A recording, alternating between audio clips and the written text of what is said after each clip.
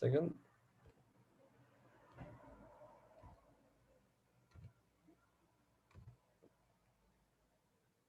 I guess now I'm going to ask if everyone sees my presentation, and probably everyone will say that they do.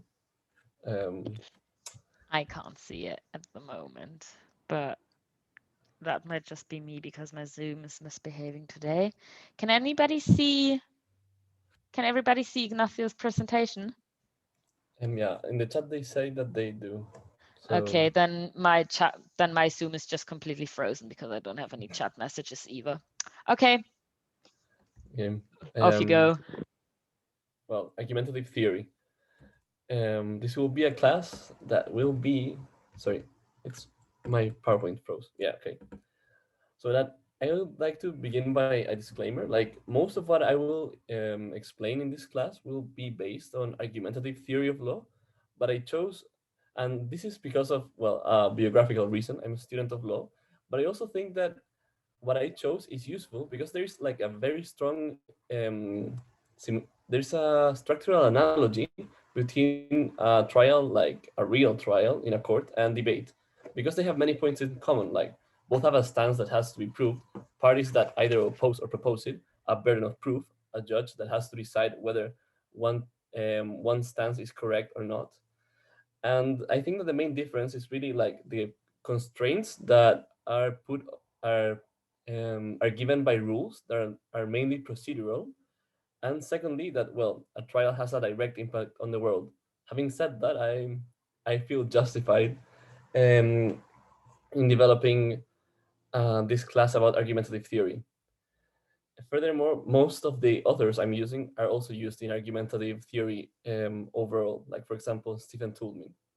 So, what will be the aim of the class? Today, my aim will be to introduce some argumentative structures that will allow you to see more clearly the different parts of an argument and thus handle them better, like having identified the finer parts of them, being able to either strengthen your argument or rebut your opponents. And finally, well, this is quite obvious, but the aim or the perspective by which you approach a theory of argumentation is a pragmatic one. In what sense? It's not a disinterested pursuit of the truth, but rather an interest defense of a stance. It's not about finding the correct answer, but actually about presenting your own stance as if it were. Why am I doing this disclaimer? Because you shouldn't look at these tools as a tool as tools for looking for the correct answer, like in abstract. It's just they are just tools to present your own stance as if it were the correct one. So um, through this class, I will go from like the most basic approaches to defend your arguments to the most elaborated ones. So firstly, like the most basic approach, let's have the following thesis, for example. This house believes that Michael the cat should buy more mugs. The most common way to defend a stance would be just through a fact, like for example, mugs make you cooler. But still, you can probably think that something is missing. Can anyone tell me like what is probably missing in a defense of the thesis?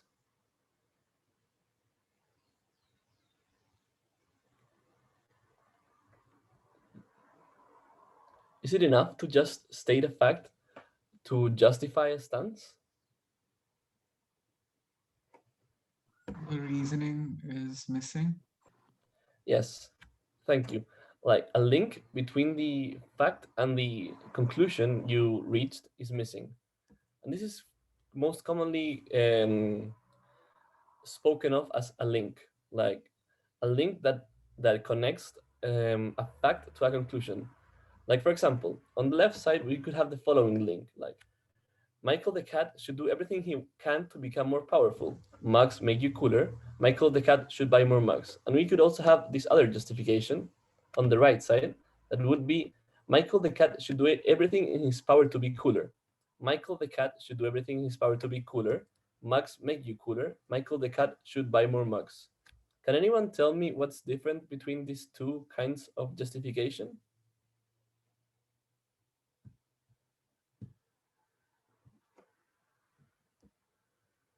Like they're not the same. They're not equally as good, so to speak. Can anyone tell me why exactly? Premise one is overpowering. Sorry, premise one is what? Overpowering. Yeah, and overall, it has nothing to do with the conclusion.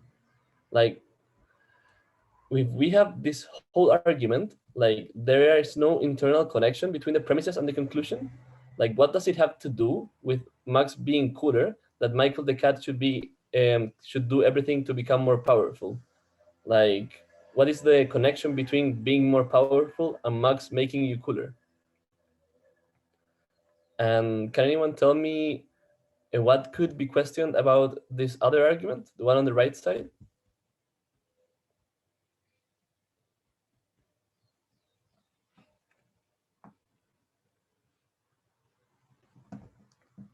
Well, the main problem would be that although the conclusion does follow from the premises, they are connected internally. You can doubt any of these premises. Like, for example, whether actually Michael the cat should do everything in his power to be cooler. Like, maybe he should have other priorities. Or maybe you could doubt that Max actually make you cooler. So even though the premises are connected to the conclusion, the truth of the conclusion depends on the truth of the premises themselves. So by rebutting any of the premises, you can rebut the conclusion. So there is a distinction between validity and truth. Like, for example, here the conclusion is valid. It follows from the premises, but you can actually question whether it's true or not. And on this other side, actually the conclusion does not validly follow from the premises.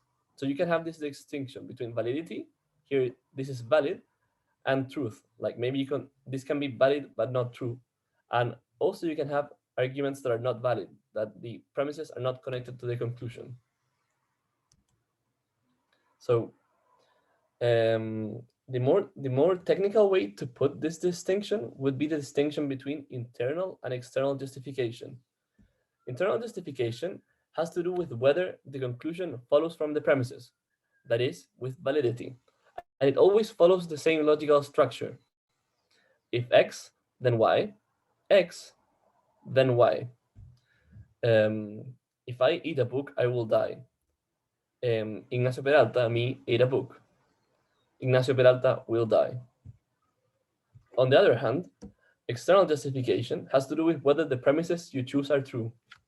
For example, the premise that would be here, he who eats a book will die. Is it true or not? Like, probably not. Maybe I'll just feel sick.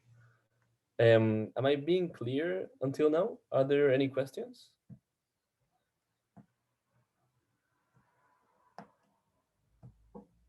I'll What's yes, the sorry. difference between the first premise and the second one? Sorry, Yeah. the internal justification and logical structure. No, like the internal justification has a logical structure that is always the same.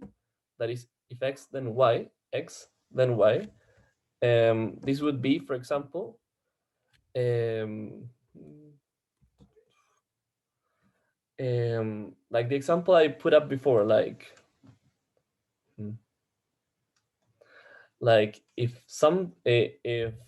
I eat a book, I will die. That will be a rule, so to speak. I ate a book, so conclusion, I will die. So it always has the same structure that actually has to do with something following from something else. X in this case, eating a book. Y, dying. X, if I eat a book, then I will die.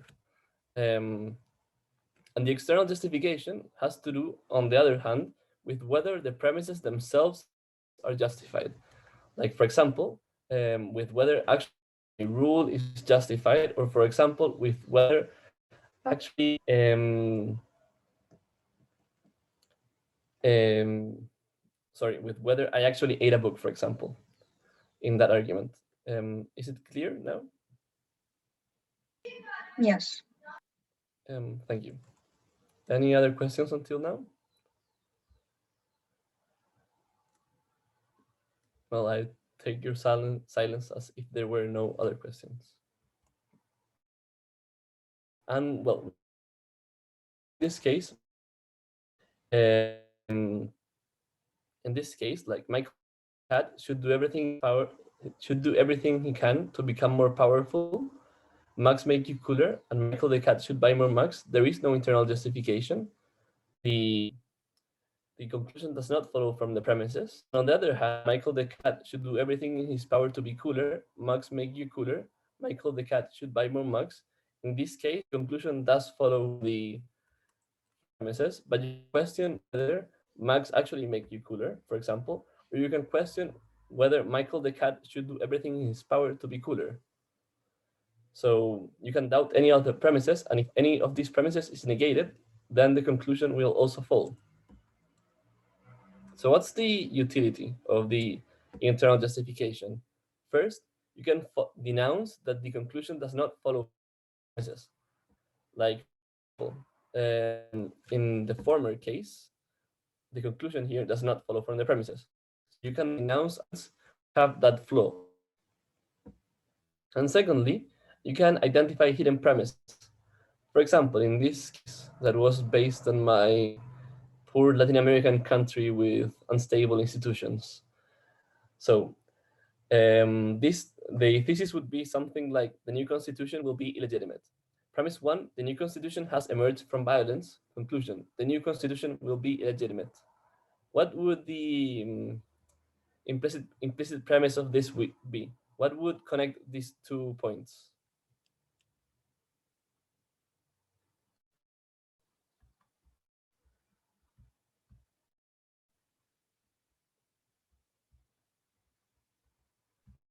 That using violence makes a constitution illegitimate. Yes, that a new constitution that has emerged from violence would be legitimate, correct. And you can use this implicit premise to either strengthen your argument, like, for example, make explicit this premise and give your argument further strength. Alternatively, you can identify it like from violence is illegitimate. Say that under that logic, constitution or most constitutions would be illegitimate because most constitutions actually emerge from violence, like, for example, the French constitutions or the American constitution that came after a revolution.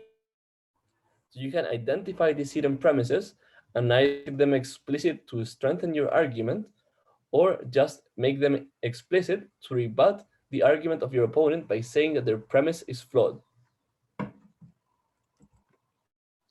So justification, it has to do with whether the premise itself is justified or not. How do we justify premises? Well,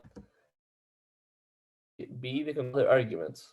And we will see this in the following slide. We have this exercise, the following thesis. This house believes Chile should raise taxes to the rich. Well, ignore that we have here. It can be any country, really. This house believes X country should raise taxes to the rich. Like, we can have an argument like this. It is a moral imperative to contribute to furthering the well-being of those less fortunate. 2. By raising taxes to the rich, the state could now give more resources to those fortunate. Conclusion. Chile should raise taxes to the rich. So we can be challenged to justify premise one. Premise one being, it is a moral imperative to contribute to furthering the well-being of those less fortunate. How can we do this? Does anybody have suggestions to justify premise one? By explaining the moral obligation. Yes, correct.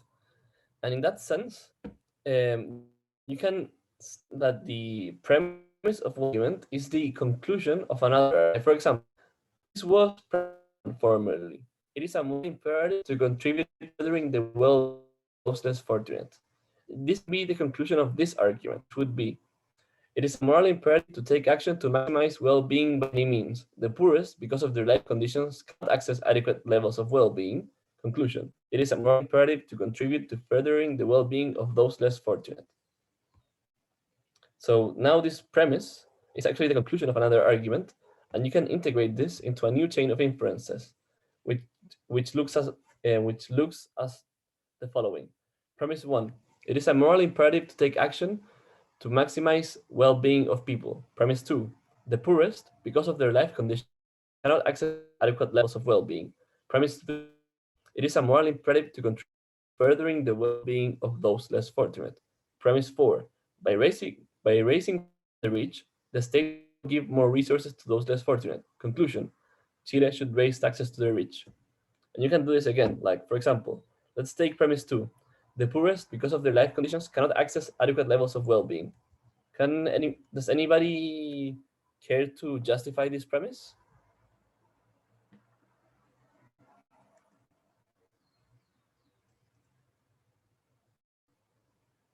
Okay. We can do this by an argument like the following. Like, for example, this one. People require money in order to access the goods and services that are needed to have adequate levels of well-being. Premise 2. Part of the life conditions of society's poorest is not having money. Conclusion. The poorest, because of their life conditions, cannot access adequate levels of well-being. So now you can integrate this in another chain of inferences. Premise 1. It is a moral imperative to take action to maximize the well-being of people. Premise 2. People require money in order to access the goods and services that are needed to have adequate levels of well-being. Part of the life condition of society's less fortunate is not having money. The less fortunate, because of their life conditions, cannot access adequate levels of well-being. Premise 5. It is a moral imperative to contribute to furthering the well-being of those less fortunate. Premise 6. By raising taxes on the rich, the state could now give more resources to the less fortunate. Conclusion: Chile should raise taxes to the rich. Is it clear until now how you can actually elaborate an argument for a premise? And then in this argument, the premise would now be the conclusion of another argument. Yes. Thank you. So once again, you can integrate all of this into a greater chain of inferences, and this would look like the following. Um, People require money in order to access the goods and services that are needed to have adequate levels of well-being. Part of the life conditions of societies less fortunate is not having money, thus they cannot access adequate levels of well-being. It is a moral imperative to take action to maximize their well-being. The conjunction of these two leads to the moral imperative to contribute to furthering the well-being of those less fortunate. And the fact that raising taxes on the rich allows that would lead to the fact that Chile should raise taxes to the rich. So you have a chain of inferences that also looks like this. Um, but this procedure has weaknesses. Its main weakness is that it can lead to an infinite regress, because logically, you can always justify your premises on another argument and the premises of that argument on another argument, etc., infinitely, logically speaking. And you do not have infinite time, so you have to stop at some point. The strength of this mechanism, though, is that it can help you find the basis of your argument, find weak spots, and strengthen them. For example, at least in my experience, a typical problem of teams on impromptu debates is that on the preparation room, they come up with a short argument that is quite intuitive, and they don't have any idea on how to strengthen it or to add more complexity to it, to add more nuance. And actually, this can help you add more nuance and strengthen the argument by asking yourself, okay, what are the premises of my argument? And then trying to justify that argument. And finally, it can also, another strength of this would be that it can also help you find the implicit premises of your opponent's argument and rebut them. Like, for example, in this case, like the implicit premise would be any constitution that emerges from violence would be legitimate, and you could say, okay, but under that criteria, most of the world's constitutions would be illegitimate. So it can help you to find these hidden premises, and rebut them. Um, Still, we had the problem of the infinite regress, that you can always follow this procedure. So is there an alternative? Yes, the alternative would have to be would be to have substantive criteria instead of formal criteria. Substantive criteria being what is normally accepted under a certain group. Like for example, in World School Debating Championship, they always tell you that the context of this would be like um, modern Western democracies. So if they question, for example, something as human rights, if they ask you for the justification of the importance of human rights, you can almost assuredly have that for granted. At some point, there are some things that are just taken to be true under a certain community. So under that substantive criteria, that would be some underlying consensus, you can just take some premises for granted and from there start building your argument.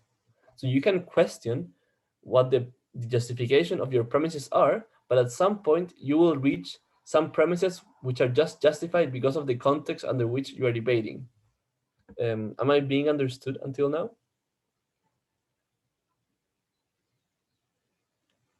I'll take that as a yes. If you have any questions, please feel free to just stop me.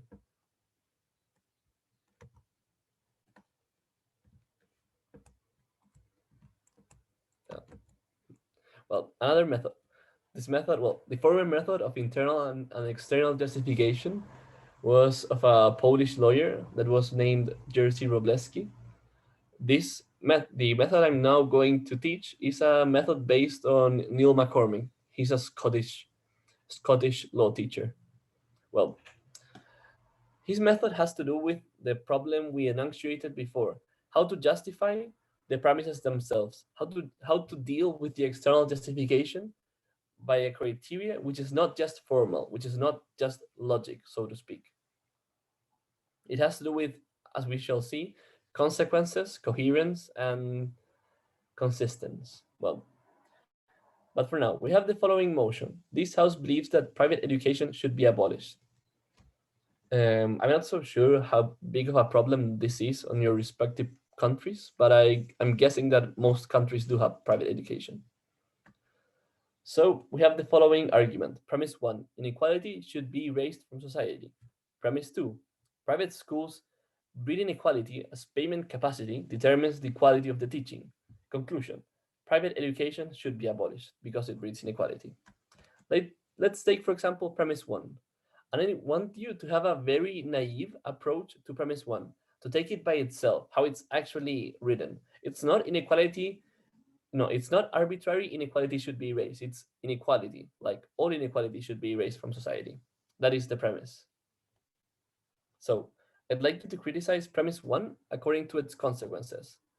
What would be the consequences of inequality being erased from society?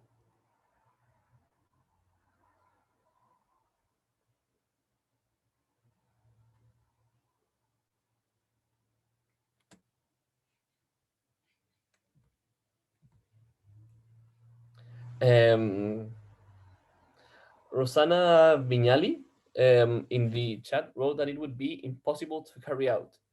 Yes, that would be a first consequence. Grazia Cerulli, I'm trying to read Italian names. I guess I spelled it correctly. Well, yes, that would lead to fake equality. Um, Regarding this, I want you to be more concrete regarding the specific consequences. Like, for example, um, the rebuttal that Roxana spoke of about it being impossible to carry out. I'd like you to assume that it were actually possible. How would be a society in which all inequality would be erased? What consequences would there be? Although both of your rebuttals were good, but like, what would be the concrete consequences of actually applying this premise? Um, Atsar spoke of too much demand. Why? What would you mean by too much demand?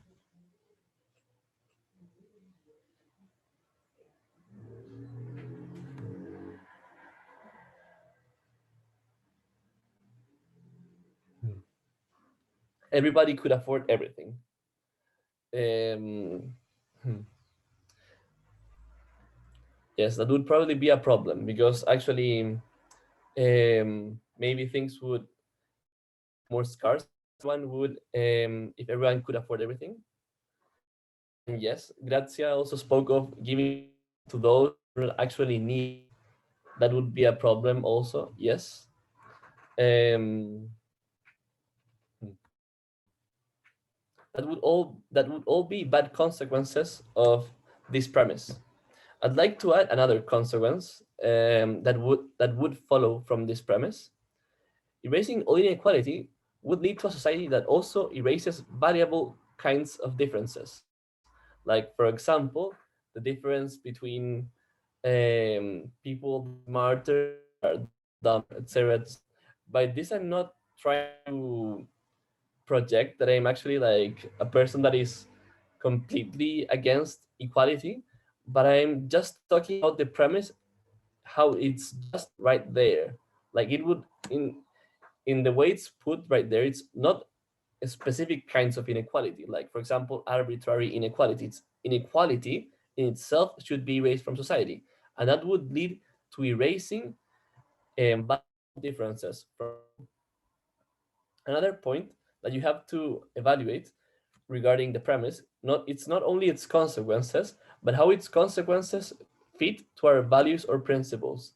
Like for example, a very important principle, like for many communities, is the principle of responsibility. That if you do something freely, you have to own up to the consequences of what you did freely, whether these consequences are good or bad. Like, for example, this typical idea of someone being successful or unsuccessful because of his or her own guilt.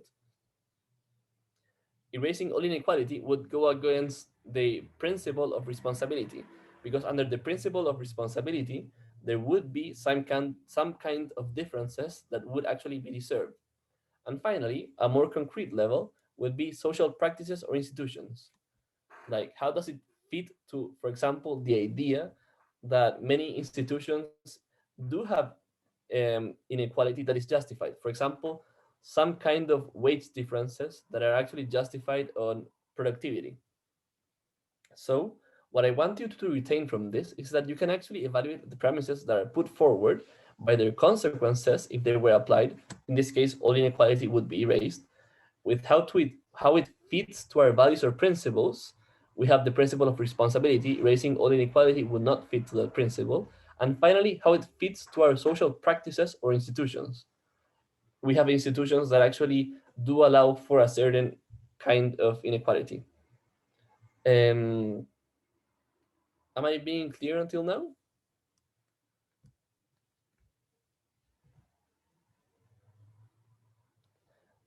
Yes. The new rebuttals that you put forward in the chat, like giving out to those who do not actually need it, would be a good rebuttal. Herd freedom, yes, that would also be a good rebuttal. Yes, someone raised his hand. Luis Guerra, please make your point if you want. Yes. Hello, Ignacio. I have a question. The third question that says how it fits to our social practice or institutions applies to all motions or just to specific motions. Thank you for your question. This allows me to make the point clearer. So that's good. It's what I'm presenting is a general criteria for all kinds of premises. So yes, you can always um, see how the underlying value of a certain premise connects or does not connect with the current social institutions we do have. Still, if I'm completely honest, this criteria itself also has problems because maybe we have practices that are actually connected with um, connected with reality. Like maybe we have institutions that actually do match or do not match the values or the premise that we are debating. But maybe the institution that does match or does not match this premise is a bad institution. Like maybe we've had a premise, like for example, about people should be given a fair trial, and we actually were like, for example, in the Soviet Union during Stalin, and you said like, well, having a fair trial does not fit with our institutions of just killing opposition. Well, that institution would probably not be all right. Um, Taking all the former into consideration, what do you think the biggest flaw of this premise would be?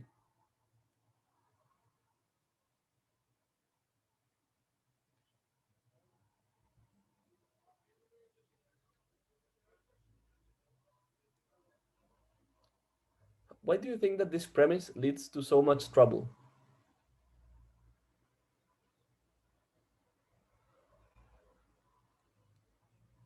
Well, this premise leads to so much trouble because it's unqualified. For example, if you had a premise that looked like this, like undeserved inequality should be minimized, then you would have many you would avoid many of the trouble we had before. For example, you could have a argument: undeserved inequality should be minimized. Private schools breed undeserved inequality as children gain better education from these schools and did nothing to deserve having rich parents. Conclusion: private schools should be abolished or at least disincentivized. If you criticized the consequences of this, for example, or if you evaluated rather the consequences of undeserved inequality should be being minimized, the consequences would probably be better than the consequences of all inequality being raised. The consequences of this would be to try to root out arbitrariness of this world, for example. And secondly, how it fits to our values or principles.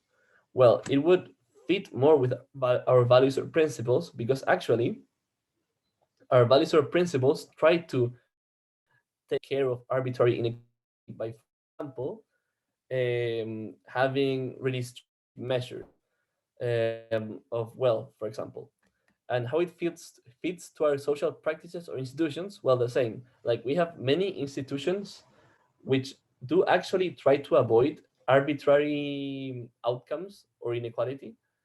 Like, for example, a progressive tax that actually charges the rich more taxes than the poor proportionally, and a lot of other measures. Um, Regarding a point that maybe I've been vague about the difference between values or principles and social practices and institutions, values or principles are more abstract, whereas social practices are how these institutions are, so to say, um, present in the world, like what social practices actually develop these principles in reality. So, in this case, undeserved inequality should be minimized. How does this fit to our principles? For example, the principle of responsibility says that you should only be responsible of what is your own fault. In other words, the outcomes that are not based on your own free decision would not should not be your own. Am I clear until now?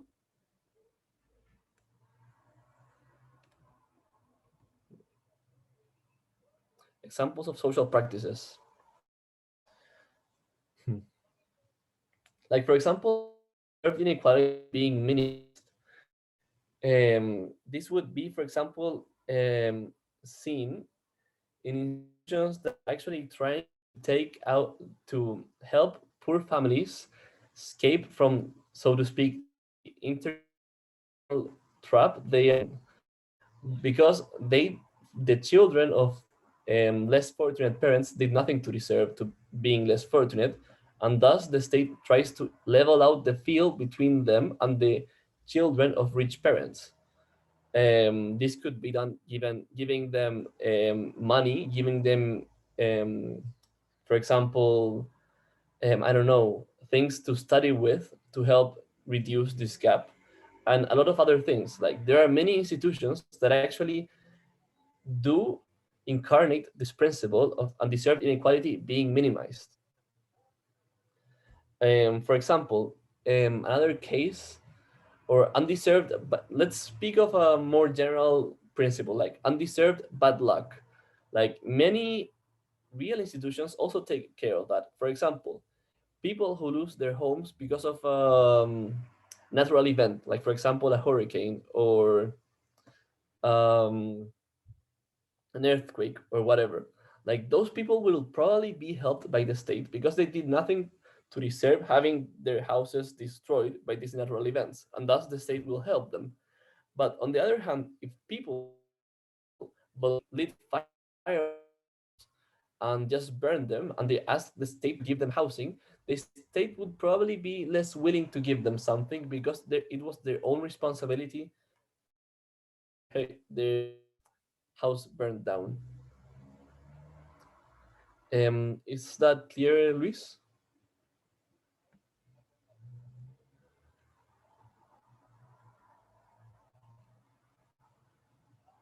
Yes, thank you. Thank you for your question. And of course, this procedure does not go on just one direction. Like, for example, undeserved inequality being minimized, what consequences would this have? Like, maybe under a simplistic argument, maybe it would disincentivized working hard because part of the incentive of working hard is able to pass on what you gain through your hard work to your children. So that maybe would lead to a less productive society because part of the incentive, as I said before, of working hard would be to pass on things to your children. How it fits to our values? Well, one of our values is being able to pass on what we gain to our children. How does it fit to our social practices or institutions? Well, certain practices are are related to undeserved inequality, like for example, having inheritance, because children which did nothing to gain their parents' wealth inherit a great part of their parents' wealth. So having this measure could actually go against some of these practices. So of course, this method can go both ways. The point is how you use it. And you will always use it, of course, to either rebut the opponent's argument or to strengthen your own.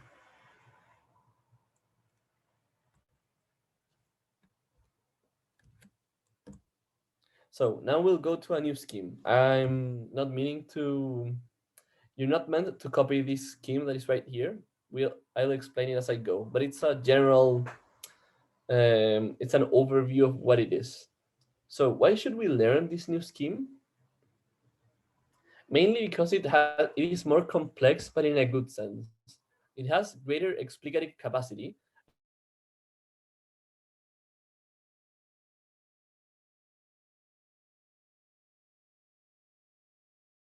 about how society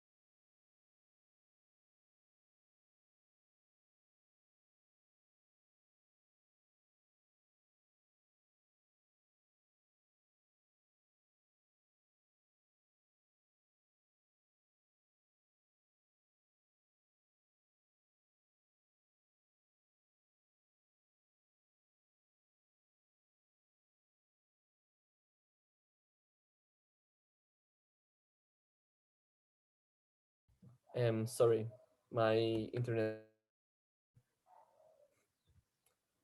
froze. Um, but I'm back. But I do need hosting rights again. Francisca, are you there? Hmm, this is unfortunate. Um,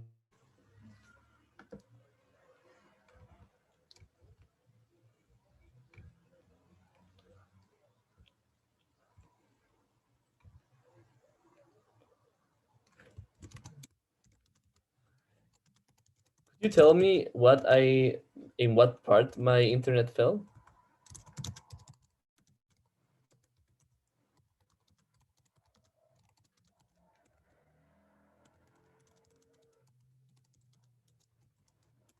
Yes, you was talking about the complex of Tullman. Yeah. Well, I'll just wait a bit for Francisca to give me my power back. Um,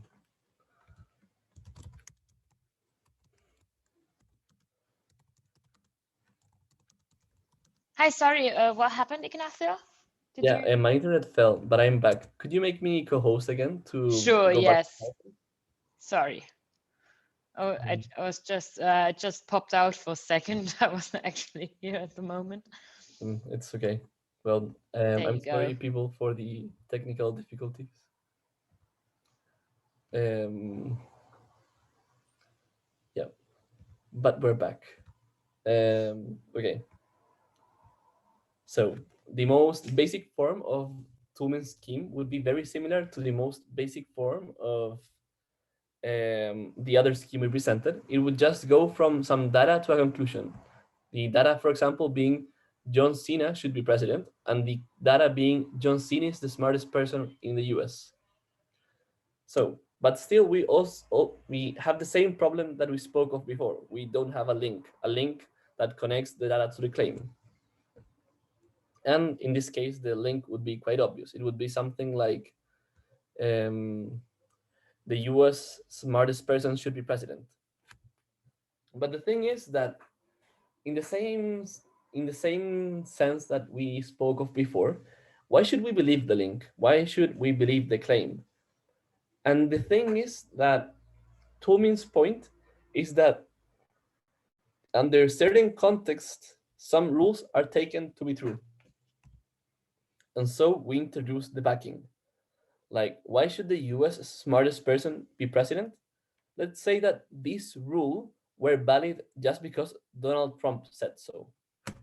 And this is interesting because Donald Trump saying so is not strong enough in itself in this context. Like, what does his opinion matter in this case? He's not the one that actually has any authority on this. Well, maybe if you ask certain voters, he has authority on this, but it's at least discussed. But for example, if the warrant were something like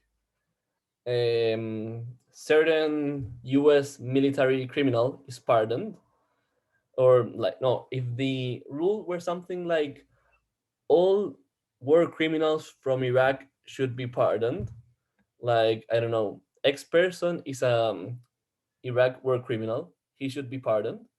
Like, the backing being Donald Trump saying so would actually be valid in the sense that Trump, under the legal structure of the US, does actually have the ability to pardon war criminals. So the backing of the warrant depends on the context. If the warrant were all Iraq war criminals should be pardoned, and the backing was where Donald Trump said so, it would probably be true because he does actually have the power to pardon war criminals.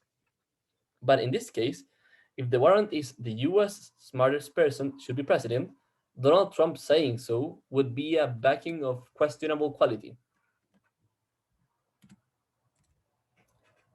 So, the warrant. The warrant does have a relationship with the backing, but the relationship that the warrant has with the backing also requires a warrant. Like in this case, the former warrant was the smartest person should be president, as you remember from this slide.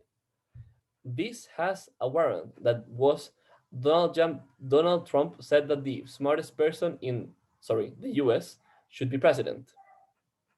The warrant would be the warrant of this warrant would be if Donald Trump says something, if Donald Trump says something, then it is so. So, as we said before, if you follow this scheme, you can do this infinitely. And it could lead you to something like this. Like, for example, John Cena should be president. John Cena is the smartest person in the US. Sorry. The smartest person in the US should be president. Donald Trump said so. If Donald Trump says something, then it is so. And then this can have its own backing, and then this can have its own warrant. But the main point is this, that the warrant, a certain rule, is dependent on a certain backing, and whether the backing of the warrant, the rule, is enough depends on the context. Like, for example, for another example would be like, yeah, okay, if the warrant were all Iraq war criminals should be pardoned, Donald Trump said so, the warrant would be enough because he has the ability to pardon war criminals. But if the warrant was something like, if you sail too far to the east, you'll fall off the edge of the world, and the backing was Donald Trump said so, the backing would not be enough because the warrant, if you sail too far to the east, you'll fall off the world, is a rule that is scientific. And in the scientific context, the proper backing is the scientific method, experimentation. So Donald Trump saying so would not be enough.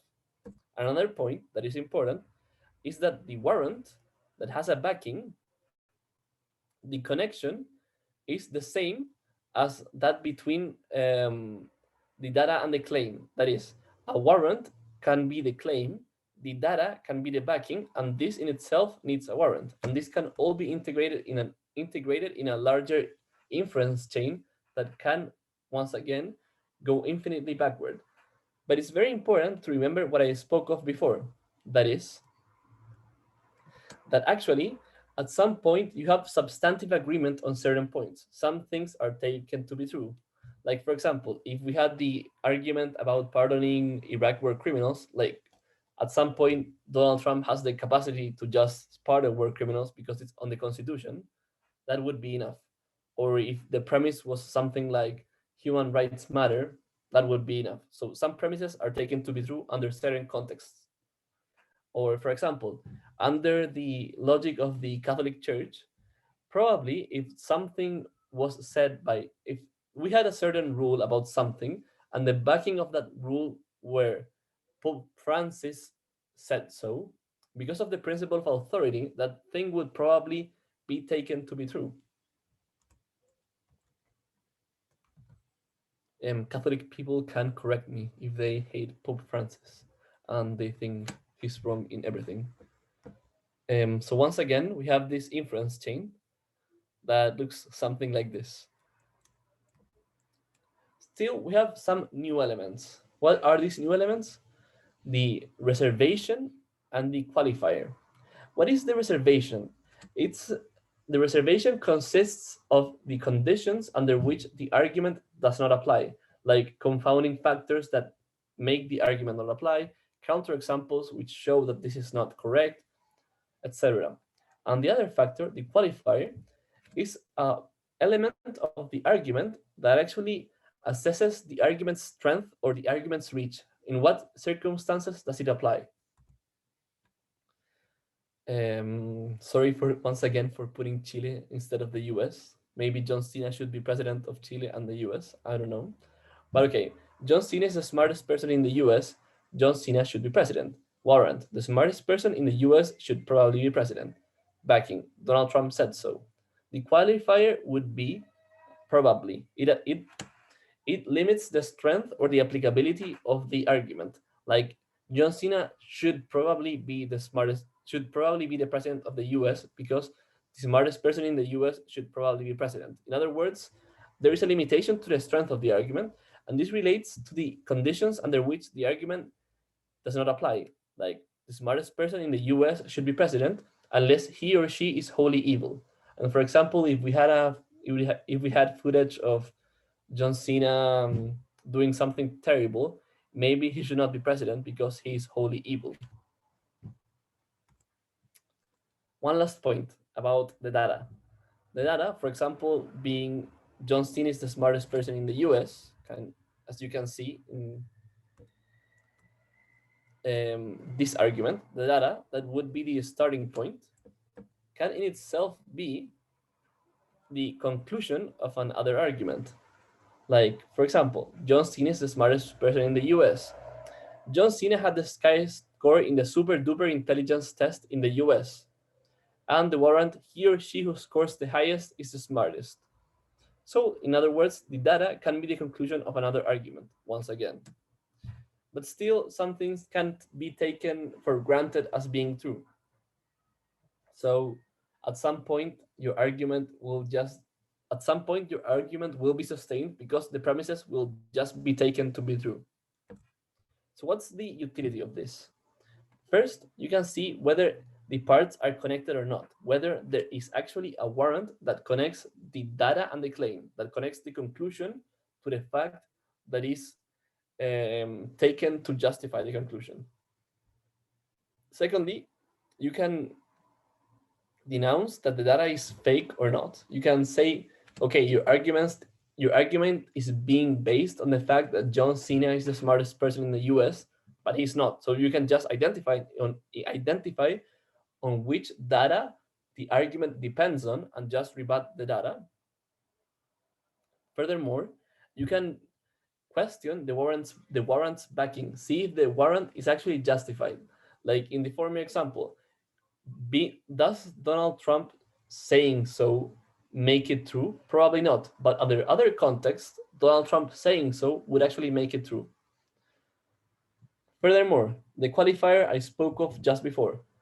This also helps you to be aware of the strength of your own argument or your opponent's argument and see under which conditions you can rebut this argument.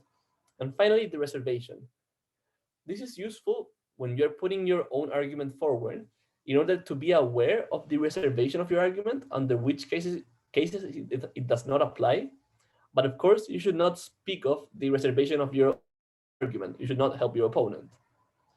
And reservation is also helpful because you can also identify under which cases your opponent's argument does not apply. And thus you can rebut the argument. So overall, that's the main point about this scheme. Having said that, I have nothing more to say. If you have any questions, I'll be happy to answer them. If you have any comments saying that my class was either useful or useless, I would be happy to hear them. But thank you for being here and allowing me to present this class.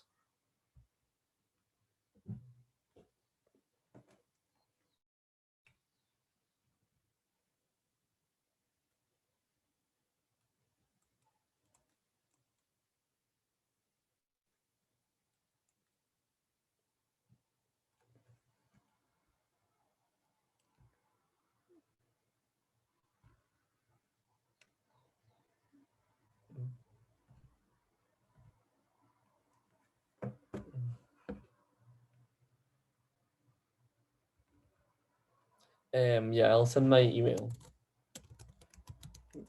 If anybody has any questions. No, yeah, I guess I don't mind. I'm not sure if the organization minds, but I don't think they do. Um, sorry, I sent my email to the wrong person. I can send you a PowerPoint and a script I made of this class. I have to edit the script because I did not put any references, so I might be stealing some people's ideas. Also, I have a question about at what point does one know an argument is sufficiently backed? It's a question that I cannot answer like in principle. Like I cannot answer it in general terms because of what I said. Because of what I spoke of earlier. That is that at some points your premises are backed substantively. That is that they're just taken to be true under a certain context, and that is not something that is very clear because it depends on the context. Like for example, if you were in Europe and you told a police officer like you cannot detain me, I have rights, that could probably be a good approach to the policeman. But if you were in the Soviet Union and you told a Soviet officer, sir, you cannot detain me, I have human rights or I have rights, that would probably not be very effective. So, in other words, I think that this has to do more with practice and with being aware of what context you are speaking of and what is taken to be true under said context. But there is nothing that is written in stone about that, in the sense that there is not a clear set of rules. You have to be sensible to the context and see what is taken to be true and what is accepted by that community. I know this sounds very relativist, and I hate relativists. But this is, as I said, a pragmatic approach to debates. So if you want to be pragmatic, you have to see what points will simply be accepted by the judge. Like, for example, if you were an opposing team and you spoke of questioning democracy and maybe advocating for autocracy, you would probably not do so good unless you really, really justified it. But even then, I'm not so sure it would be such a good idea. So at some point, you should stop questioning your premises when these premises are intuitive. Does anybody have any further questions?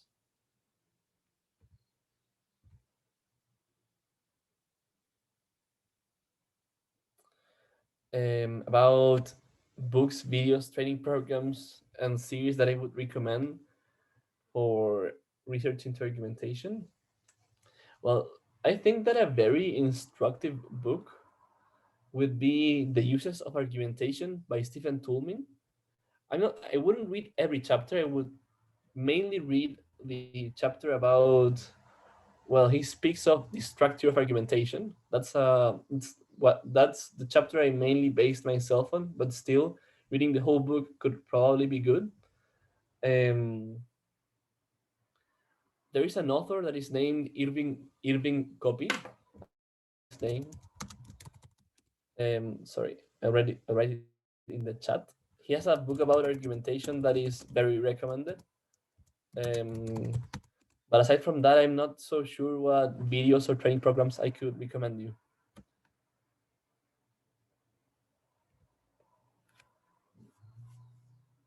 Does anybody have any further questions?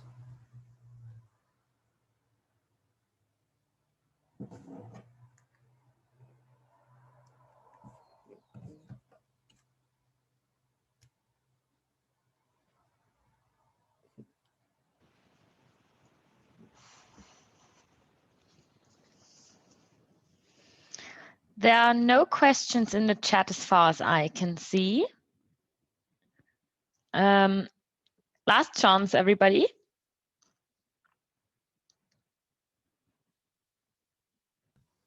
I'll just assume Well I was then. either incredibly clear or very vague. Incredibly confusing. Yes, it's always the same, isn't it? But what I can tell you is you were perfectly on time, so well done. Thank you everybody for attending. As mentioned before, we will be sending around the recording and the slides that were presented. And thank you, Ignacio, very much for giving a workshop. And hopefully everybody had a good insight into argumentative theory. And my internet connection is apparently very fickle today. I hope you can still hear me. For those of you who are still interested in more workshops, we still have 1 week to go and we'd love to see you. And yeah, thank you for attending.